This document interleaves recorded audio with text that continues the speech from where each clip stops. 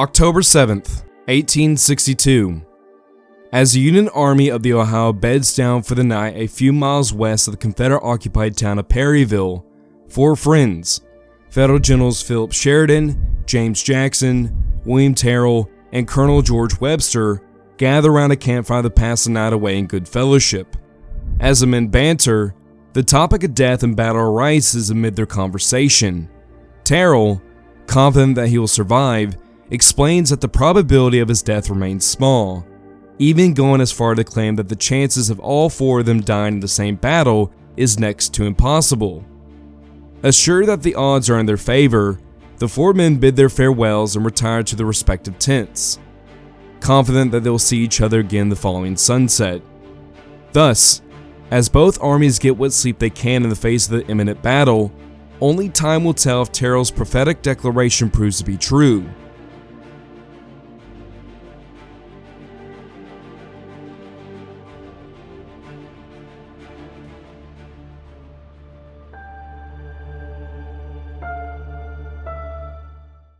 Creating highly detailed videos about the American Civil War requires me to access many sites to ensure I have accurate and interesting information to put into my videos.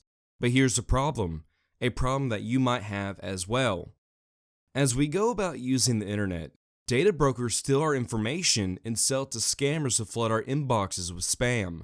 Luckily, I have a solution, and that solution is Incogni, the sponsor of today's video. This is what Incogni can do for you. It will automatically contact data brokers and demand to have your information deleted.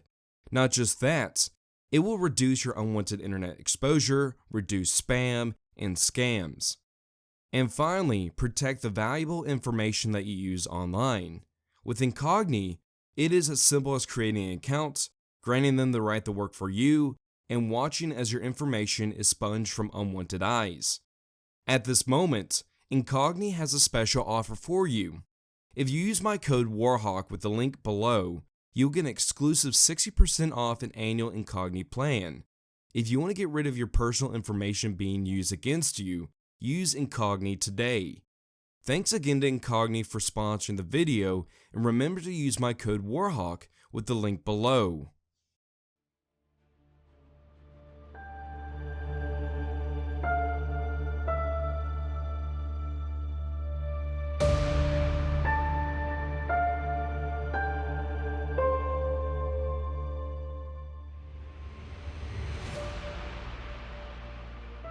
As dawn appears on October 1st, 1862, the reinforced Army of the Ohio under Major General Don Carlos Buell marches out from its fortifications in Louisville, looking for a fight.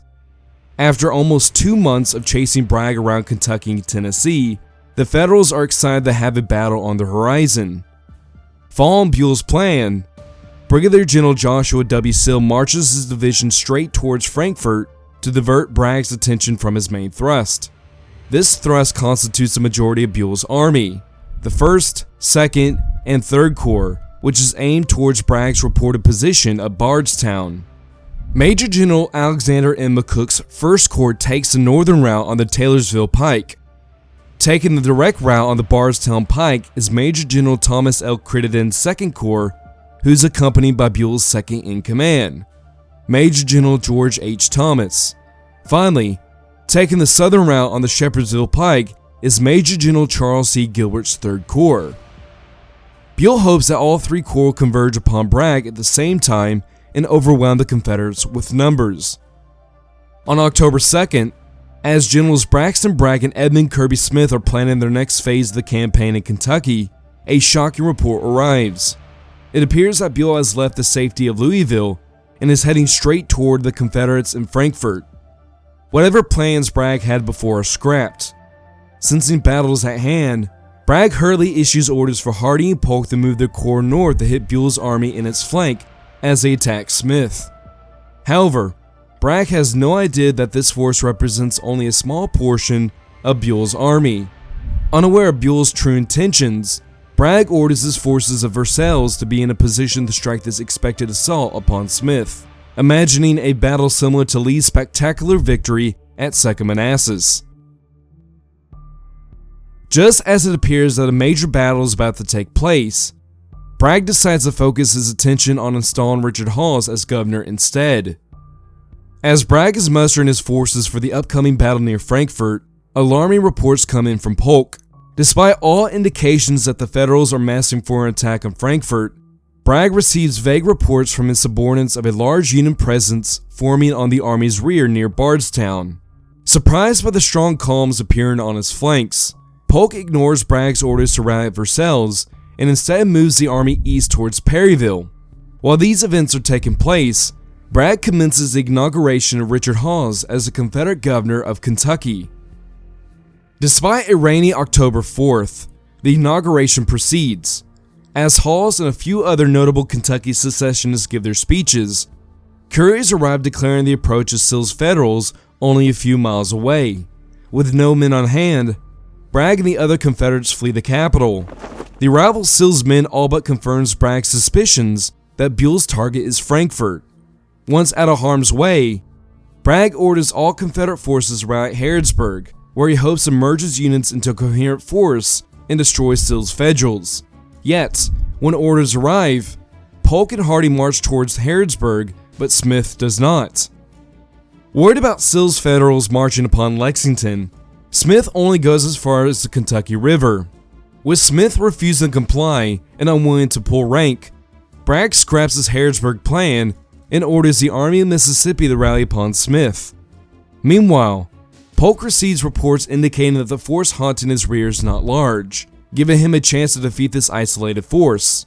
With this in mind, Polk orders Major General James P. Anderson and his division to join Hardee in Perryville to ascertain its strength and strike if possible.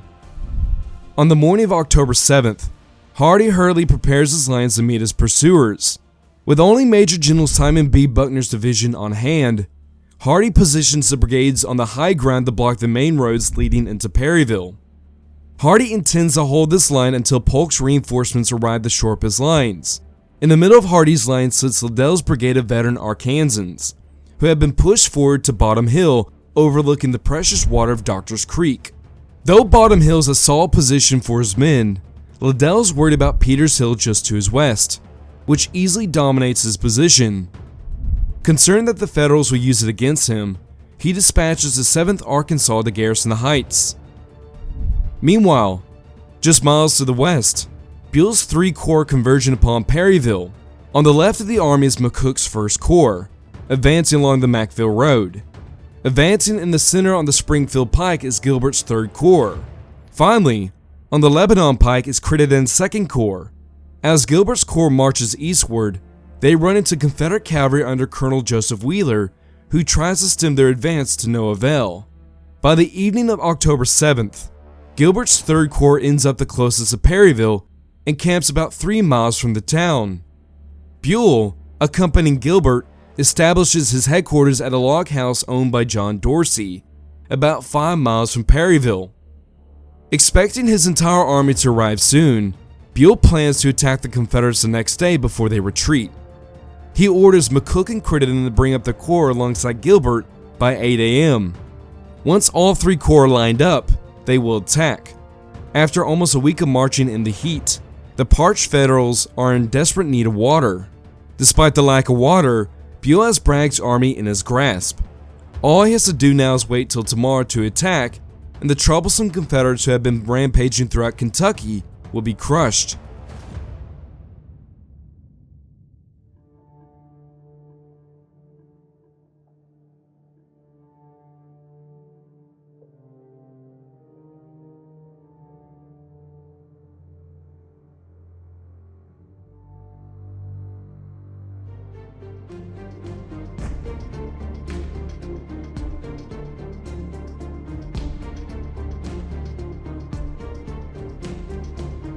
As the clock strikes midnight on October 8, 1862, Federal scouts of Gilbert's 3rd Corps sent to locate water to fill their canteens. As they search, they spot the shallow pools from Doctor's Creek reflecting the moon's bright light. But as they near, they find Liddell's Arkansans atop Peters Hill protecting this liquid gold.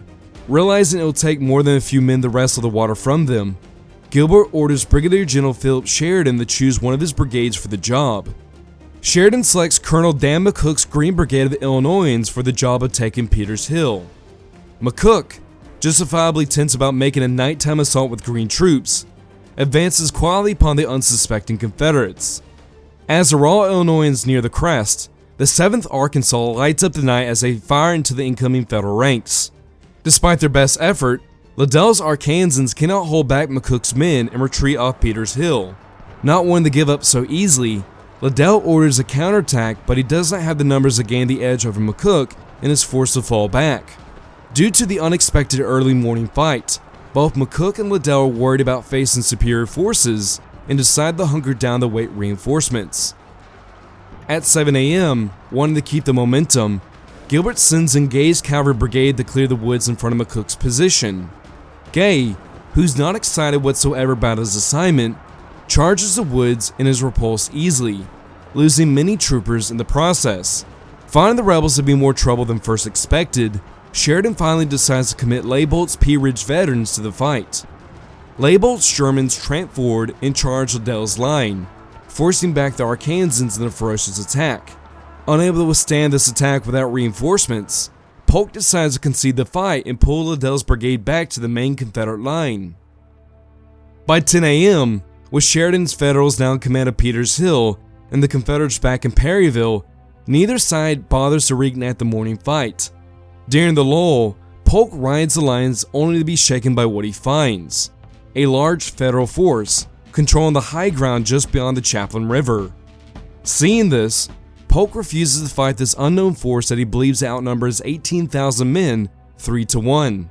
Once again, contrary to Bragg's orders to attack, the bishop plans to fight a defensive battle and only attack if the conditions warrant an assault. Meanwhile, across the Chaplin River, Gilbert reins in the subordinates to await the expected arrival of McCook's and Crittenden's corps on his flanks. Soon, the vanguard arrives from McCook's 1st Corps and takes up a position near the Dixville Crossroads just north of Gilbert's position, 2 hours behind schedule. As McCook's men get into place, they see no sign of the promised rebels and believe they have missed the battle. Nonetheless, they use this time wisely to get some rest after their early morning march. Further south, Crittenden's corps is nowhere to be seen. Thomas, who's essentially in command, allows his men to get more rest, which puts the 2nd Corps even further behind Buell's timetable. As the men of Crittenden's 2nd Corps march within a few miles of Perryville, they run into more Confederate cavalry. Despite the stiff resistance put up by the rebel horsemen, the first elements of the 2nd Corps finally arrive around 11 a.m. When he arrives, Thomas dispatches news that his men have reached their designated position of Buell. The commanding general is quite unhappy about the delay that his 2 flank corps have caused. Thus, Buell concludes that he does not have enough time to attack on the 8th with the overwhelming force he has planned for and postpones the attack for the following morning. With no fight forthcoming and the rebels nowhere to be seen, the Federals slip into a state of laziness, getting what rest they can while the trailing brigades reach the front. Thanks to the strained command structure afflicting the entire Army of the Ohio, the initiative gained in the morning is now shifting to the Confederates as the sun climbs to its zenith.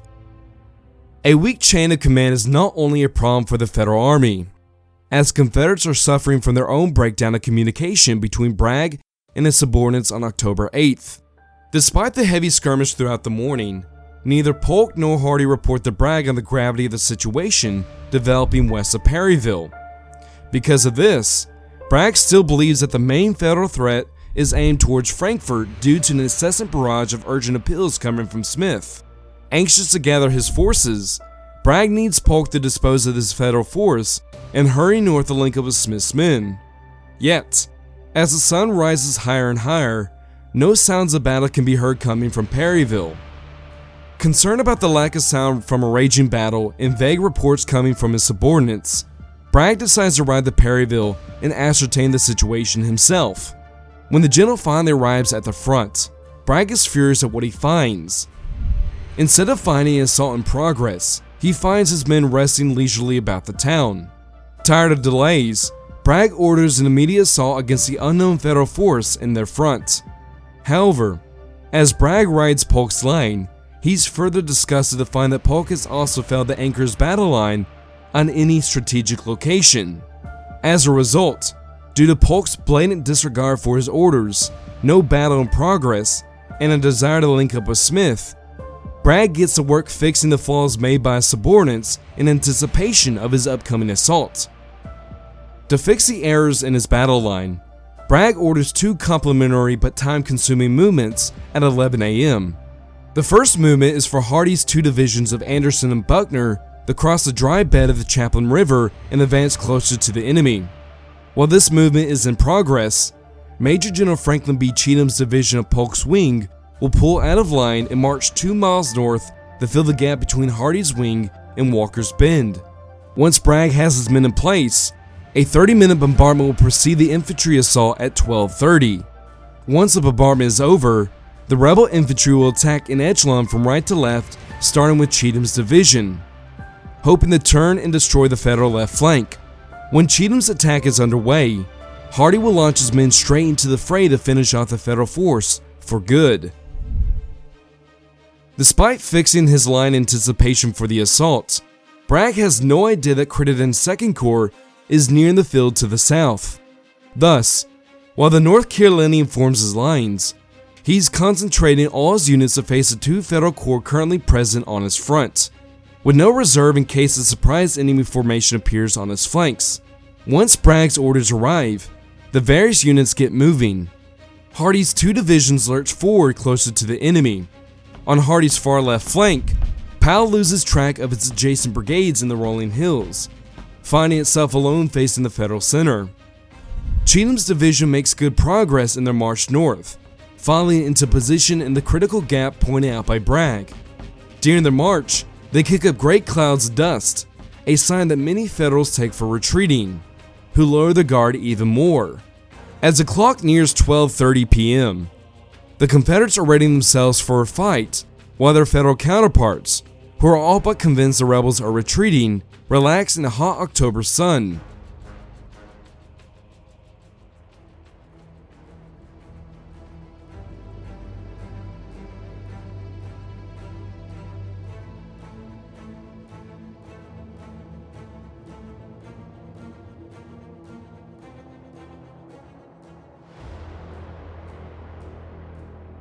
Once the clock strikes 12:30 p.m., the Confederate batteries along the entire front open up on the unsuspecting Federals atop Bottom Hill. Startled by the barrage, these Federals dive to the ground to avoid the incoming shells. An eyewitness from Russo's division wrote that a continuous roar of cannons, intermingled with the screeching of shells and the whistling balls, created a pandemonium of discord and terror. Now aware that their foe has not retreated, the Federal artillerymen return fire.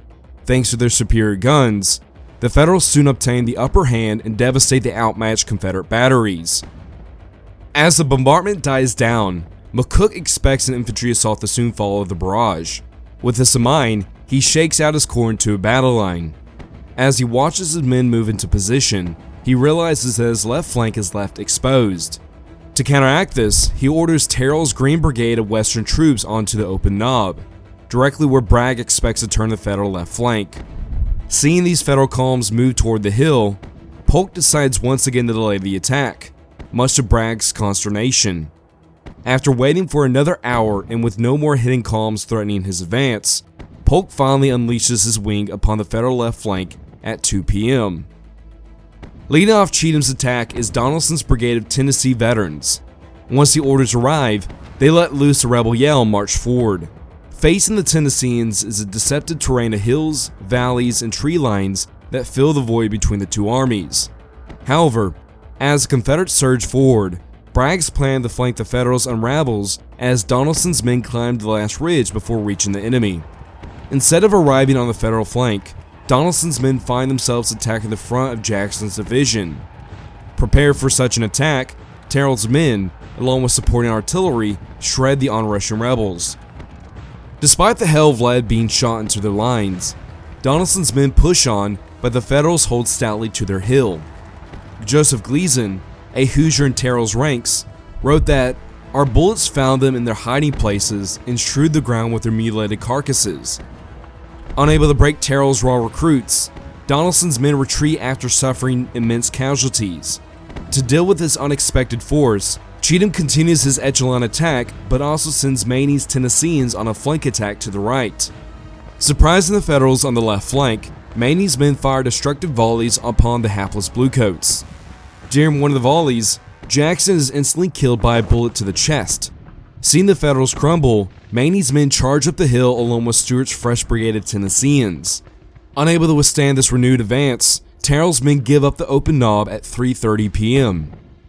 Meanwhile, as the fighting rages on the Army's left flank, Buell casually hears faint sounds of cannon fire as he nurses a headache at his headquarters.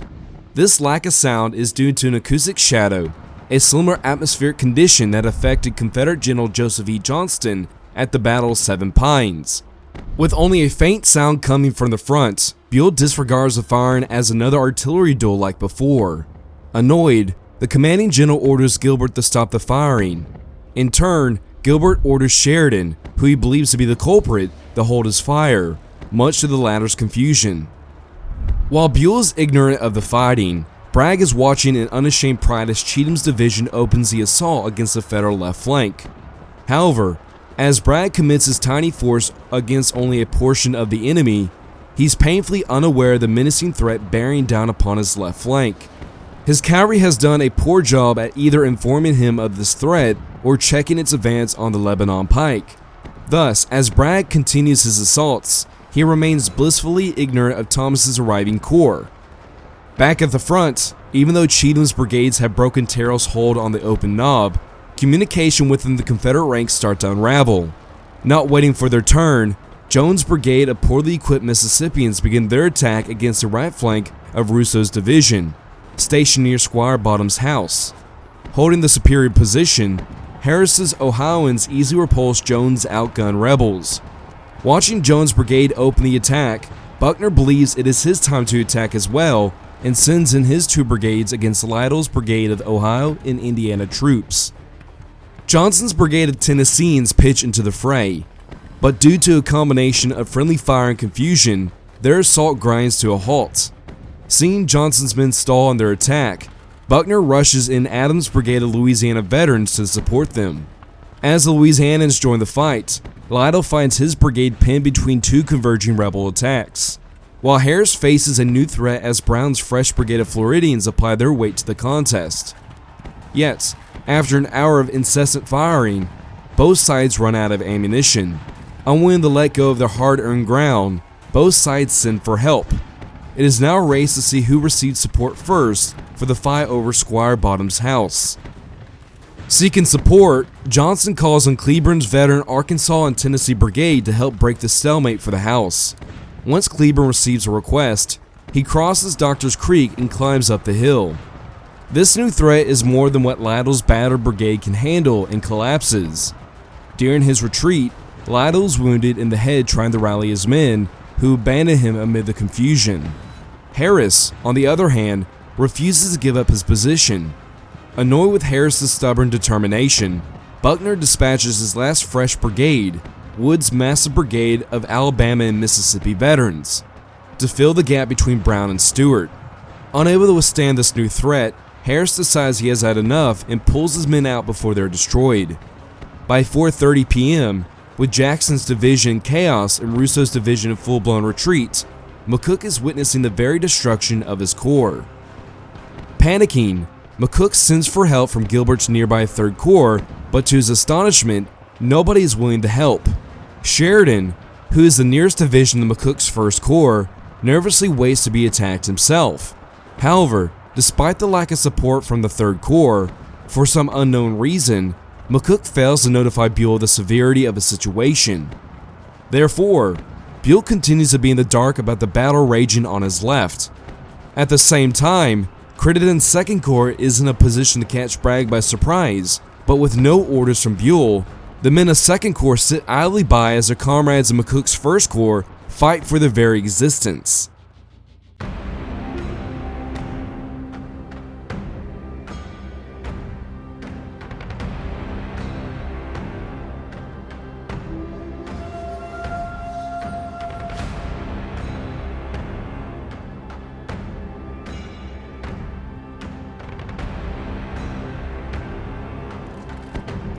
Even though Terrell's raw recruits have finally broken in the face of unrelenting odds, the Confederates now have to contend with Starkweather's fresh brigade of Wisconsinites.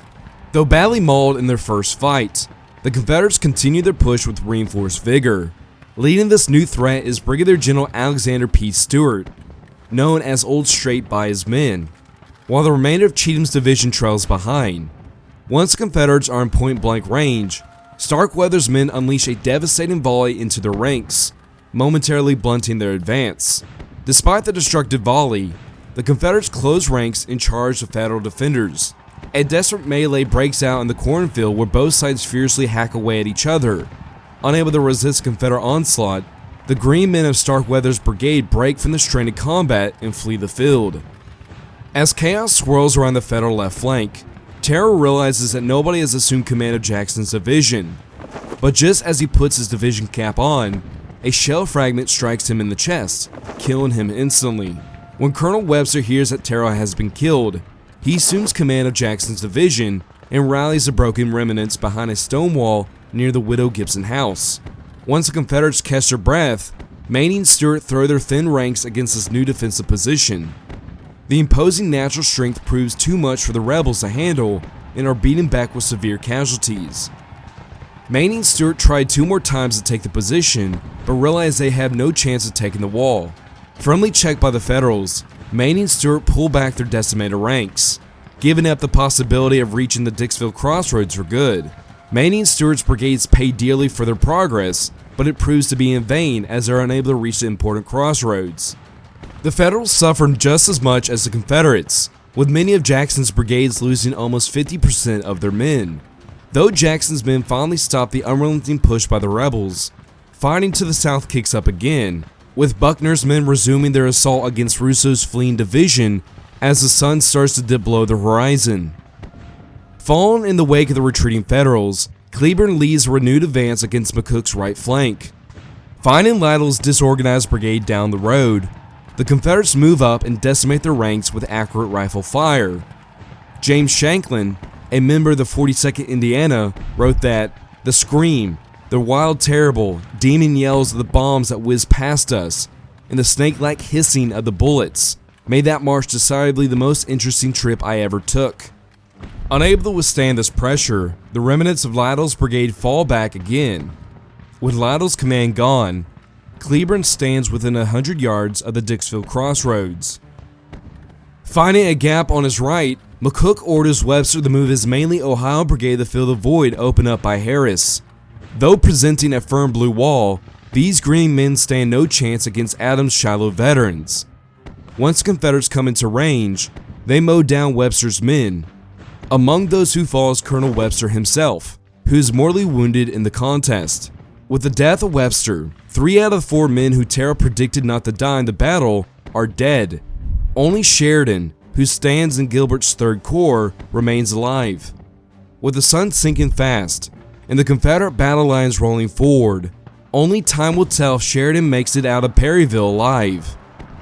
Meanwhile, on Webster's right, Russo forms an impromptu line by the Russell House to face Cleburne's thin but victorious regiments.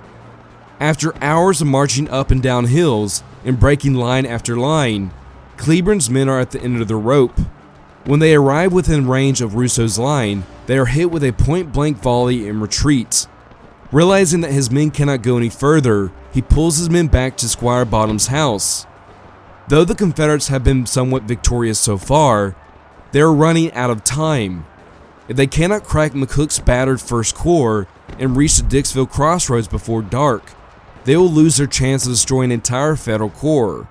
Though they have gained a momentary respite after beating back Cleburne, many of McCook's 1st Corps desperately want to see darkness, with Russo going as far as exclaiming, "Will that sun never go down?"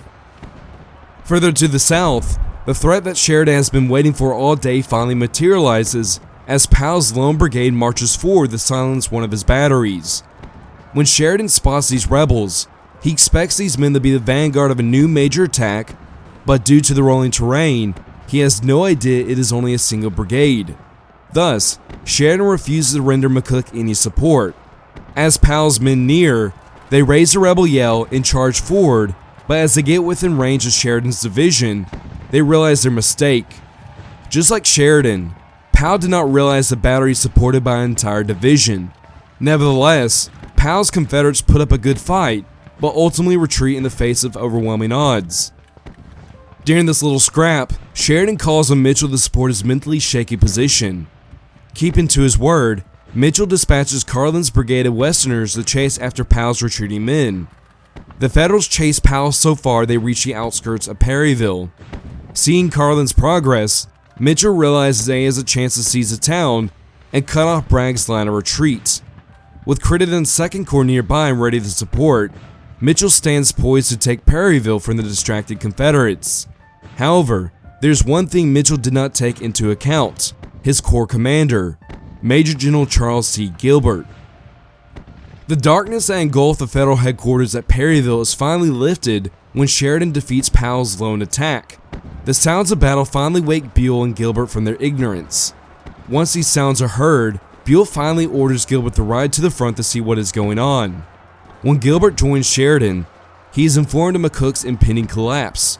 Shocked by the severity of the situation, Gilbert orders 2 brigades to support McCook in his life-or-death struggle for the crossroads. The general takes these brigades from Mitchell's division and orders the aggressive general back in line with Sheridan, much to his disgust. Gilbert sends out these orders just in time, as Polk is making one last desperate assault for the Dixville crossroads in the fading twilight.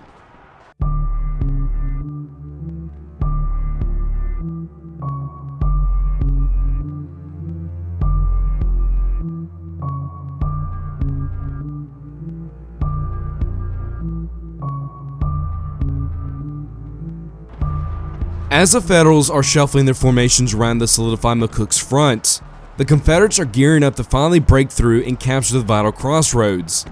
With most Confederate brigades out of action, only a few are able to continue the fight.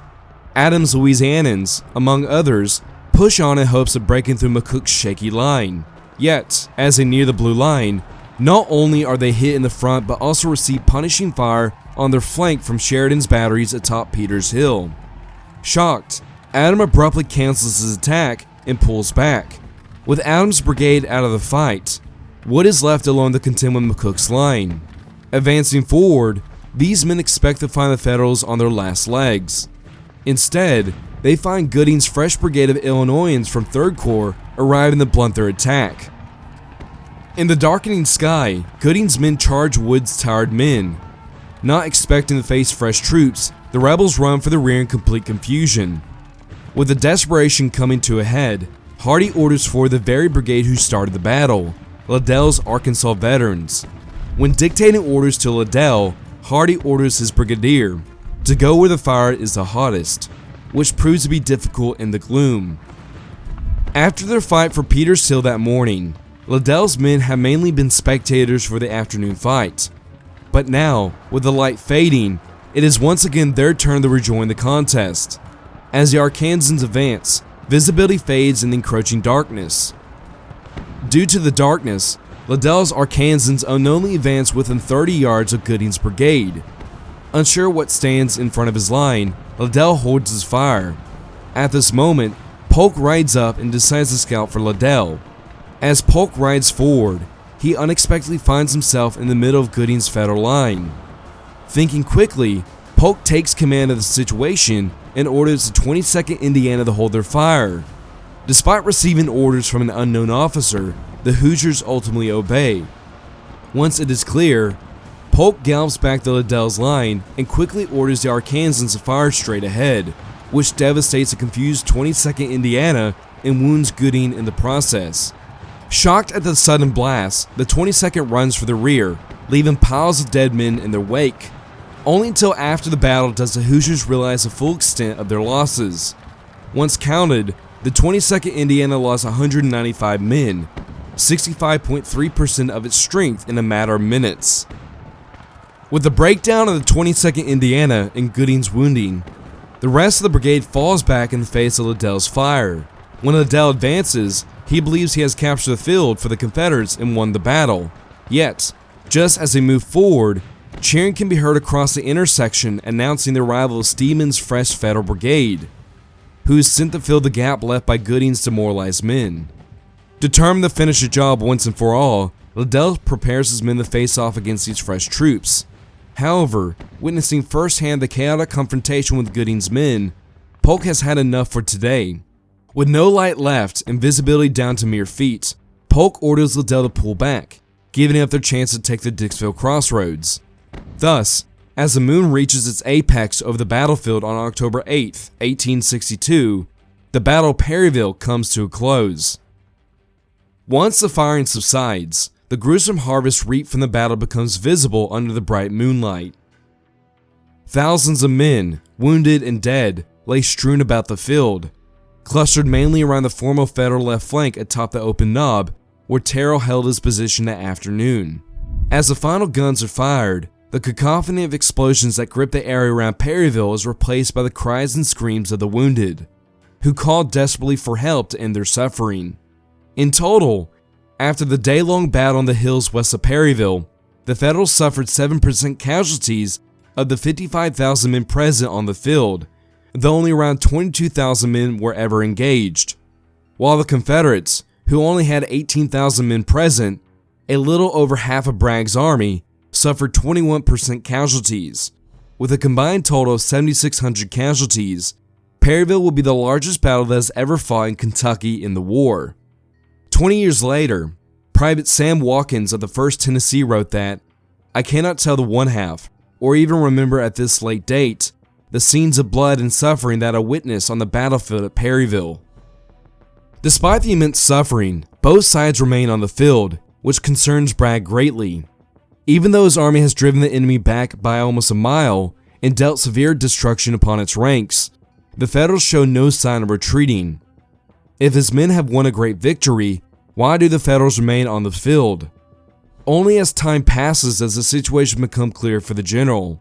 Bragg receives dispatches from his cavalry that indicate that he is in fact facing the entirety of Buell's army, not just a mere isolated corps as before. Not only that, a fresh Federal corps he never saw now threatens his left flank in line of retreat. Though his force has won a tactical victory, there are two battles that remain in Perryville to take on the rest of Buell's army the next day. When Bragg learns the full extent of the situation facing his exhausted army, he decides that his best course of action is to retreat and link up with Smith at Lexington. With all of his subordinates in concurrence, the Army of Mississippi leaves Perryville at first light on October 9th. With the Federals just across the field, Bragg worries about the safety of his army. Luckily, Buell is content to remain on the field and let the Confederates leave. After the rebels pull out of Perryville, they briefly link up with Smith at Harrodsburg on October 10th. Yet, as the lumbering army of the Ohio finally gets moving, Bragg worries about being caught in a pincer and pulls back further east. Though both sides have reached parity in numbers, Buell refuses to give Bragg another chance at catching him off guard. To further exacerbate the Confederate prospects in Kentucky, bad news arrives from Corinth about Van Dorn's stinging defeat at the hands of Rosecrans.